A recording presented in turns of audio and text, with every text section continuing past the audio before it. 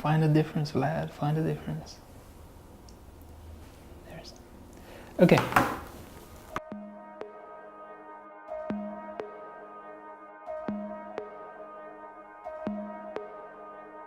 Here at MWC 2018, LG is getting into the S model game for new phones, which means doing a small iterative change to a device we've already seen. So this right here is the LG V30, and this is the LG V30S. If you're not able to spot a difference other than the slightly different silver color, that's because there isn't any. These phones are, in terms of hardware, identical. What we've seen LG do in reality is issue a software update in the form of a hardware launch with this LG V30S. Technically, the company is also calling the device the LG V30S ThinQ, but I think that's such a terrible name, I'm just not going to repeat it anymore. But what does the LG V30S give us above and beyond the V30? Well, one thing, okay, fair enough to LG, there's more RAM. So it goes from 4 gigs to 6 gigs.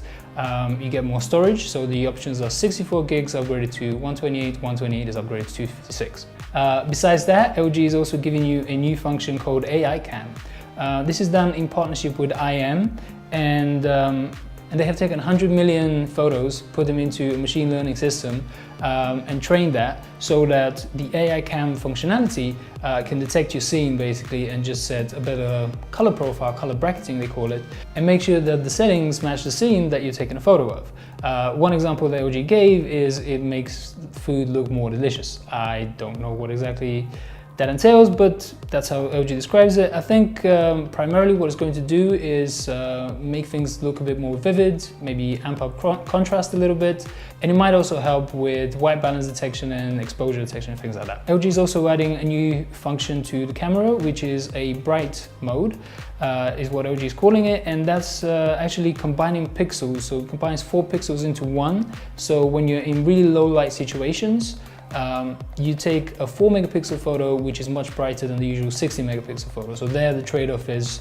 you lose resolution, but you gain brightness in extreme low light situations. Now the thing with both of these functions, the AI Cam and the bright mode photo, they're interesting and they might be compelling for a whole bunch of people, but LG has already promised that it's going to be issuing those as a software update for the V30. So in reality, the difference between the V30 and V30S is color. It's the ability to have a bit more RAM, so maybe slightly smoother performance. I haven't noticed it myself in playing around with the new phone compared to the old one. And more storage. You know, one of the things that upset me when I was reviewing the original V30 was actually the quality of the display. I talked to LG, asked them specifically about the display, and the company said that it has not changed at all.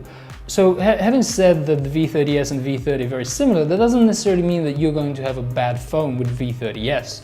And one of the really great strengths of the V30 is the audio system. So these phones do still have a headphone jack. LG is sticking with a headphone jack.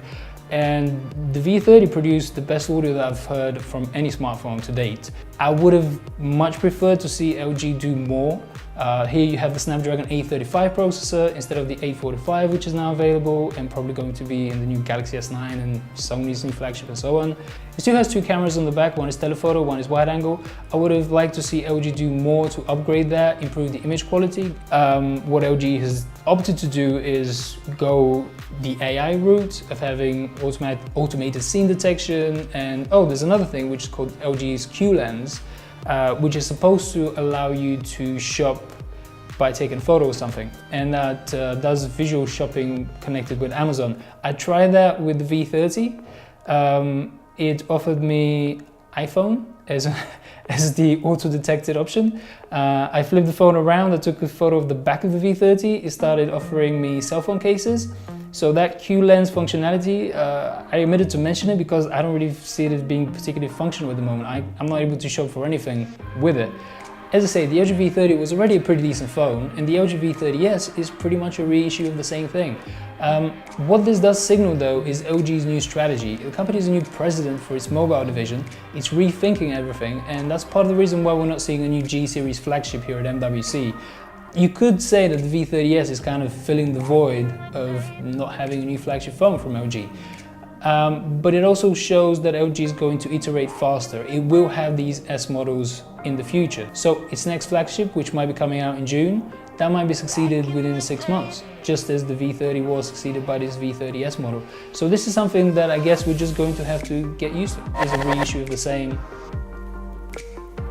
Please cut this. This is not going to be in the Bluetooth. As I say, the LG V30 was already a pretty decent phone, and the LG V30